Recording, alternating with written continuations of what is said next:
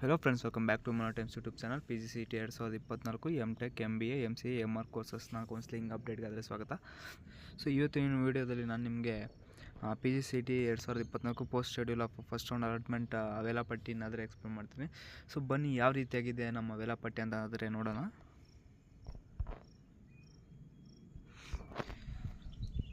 So ಅದಕ್ಕೂ ಮುನ್ನ ಇನ್ನೂ ನನ್ನ ಚಾನಲ್ಗೆ ಯಾರು ಸಬ್ಸ್ಕ್ರೈಬ್ ಮಾಡಿಲ್ಲ ಸಬ್ಸ್ಕ್ರೈಬ್ ಮಾಡಿ.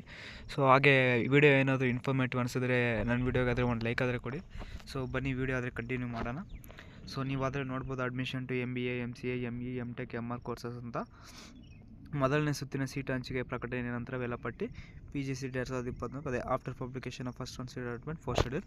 ಸೊ ಏನಪ್ಪ ಅಂದರೆ ಪೋಸ್ಟ್ ಶೆಡ್ಯೂಲ್ ಅಂದರೆ ಇವಾಗ seat already final seat allotment ಅದರ ರಿಸಲ್ಟ್ ಅದರ ಬಂದುಬಿಟ್ಟಿದೆ. ಸೊ ಅದಾದ ನಂತರ ಯಾವ್ಯಾವ ಇವೆಂಟ್ ಯಾವ್ಯಾವ ನಡೆಯುತ್ತೆ ಮತ್ತು ಯಾವ ಡೇಟಲ್ಲಿ ನಡೆಯುತ್ತೆ, ಯಾವ ಸಮಯಕ್ಕೆ ಕ್ಲೋಸ್ ಆಗುತ್ತೆ, ಯಾವ ಸಮಯಕ್ಕೆ ಓಪನ್ ಆಗುತ್ತೆ ಅಂತಾದರೆ ಸೊ ಈ ವೇಳಾಪಟ್ಟಿಯಲ್ಲಿ ತಿಳಿಸ್ಕೊಟ್ಟಿರೆ. ಸೊ ಬನ್ನಿ ಒಂದೊಂದೇ ಈವೆಂಟೇ ಒಂದೊಂದಾಗೆ ನೋಡ್ಕೊಂಡು ಹೋಗೋಣ. ಸೊ ಮೊದಲನೇದು ಏನಪ್ಪ ಅಂದರೆ publication of first round real seat allotment.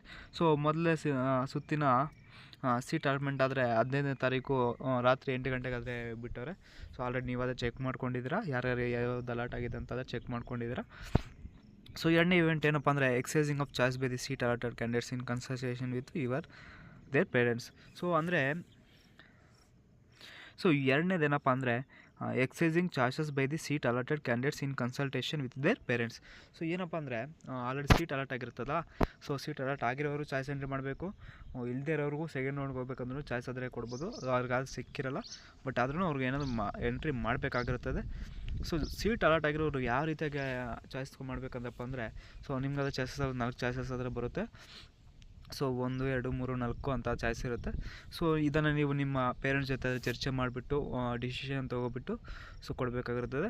So ನೀವೇ ನಿಮ್ಮ ಪೇರೆಂಟ್ಸ್ ಜೊತೆ ಚರ್ಚೆ ಮಾಡಿದ್ರೆ ಡಿಸಿಷನ್ ಮಾಡೋಕ್ಕೆ ಹೋಗ್ಬೇಡಿ.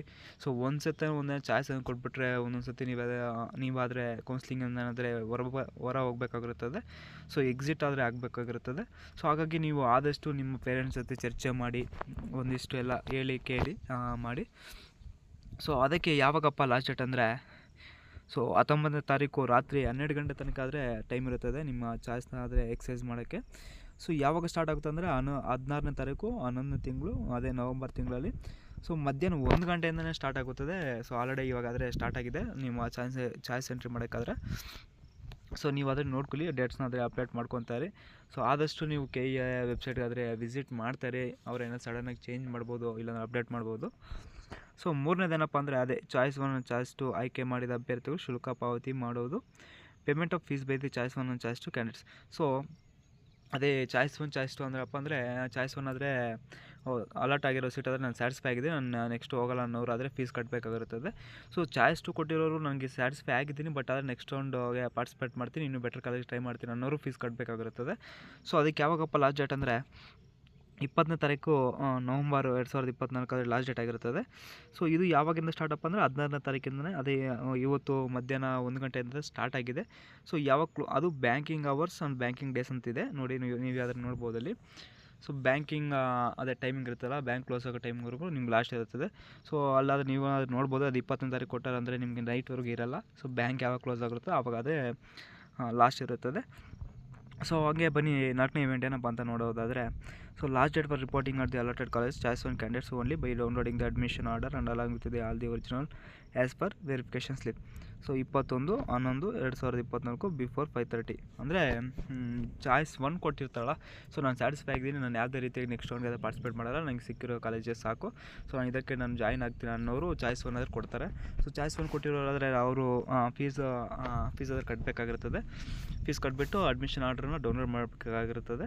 ಸೊ ಅಡ್ಮಿಷನ್ ಆರ್ಡರ್ ತೊಗೊಂಡೋಗ್ಬಿಟ್ಟು ಕಾಲೇಜ್ ಕಡೆ ಆದರೆ ಹೋಗ್ಬಿಟ್ಟು ನೀವು ರಿಪೋರ್ಟ್ ಮಾಡಬೇಕು. ಸೊ ನಾನು ಈ ಥರ ನಿಮ್ಮ ಕಾಲೇಜ್ಗೆ ಜಾಯ್ನ್ ಆಗ್ತಾಯಿದ್ದೀನಿ, ಸೊ ಈ ಥರ ಫೀಸೆಲ್ಲ ಪೇ ಮಾಡಿದ್ನಂತಾದರೆ ರಿಪೋರ್ಟ್ ಮಾಡಬೇಕಾಗಿರ್ತದೆ.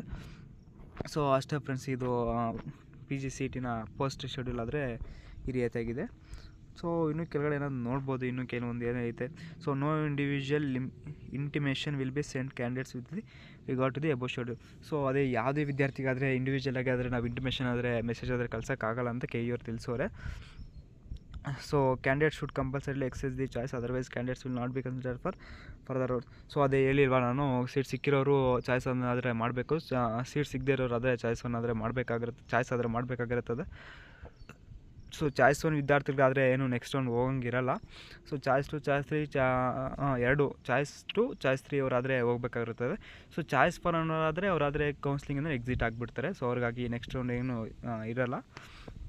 ಸೊ ಇನ್ನು ಕೆಳಗಡೆ ನೋಡೋದಾದರೆ, for activities availability of seats during counselling all candidates are directed to visit the website of KE at least twice every day for updates. ಅದೇ ನಾನು ಹೇಳಿಲ್ವಾ, ನೀವಾದರೆ KE ವೆಬ್ಸೈಟ್ಗೆ ಆದರೆ ದಿನ 1-2 ಸತಿ 3 ಸತಿ ಆದರೂ ವಿಸಿಟ್ ಮಾಡಬೇಕಾಗಿರ್ತದೆ. ಯಾಕಂದರೆ ಸ್ವಲ್ಪ KEದವರು ಆನ್ ದಿ ಸ್ಪಾಟಲ್ಲಿ ಆನ್ ದಿ ಟೈಮಲ್ಲಿ ಡಿಸಿಷನ್ ತೊಗೊತಾ ಇರ್ತಾರೆ. ಸೊ ಹಾಗಾಗಿ ಅವರು ಚೇಂಜಸ್ನ ಮಾಡ್ತಾ ಇರ್ತಾರೆ.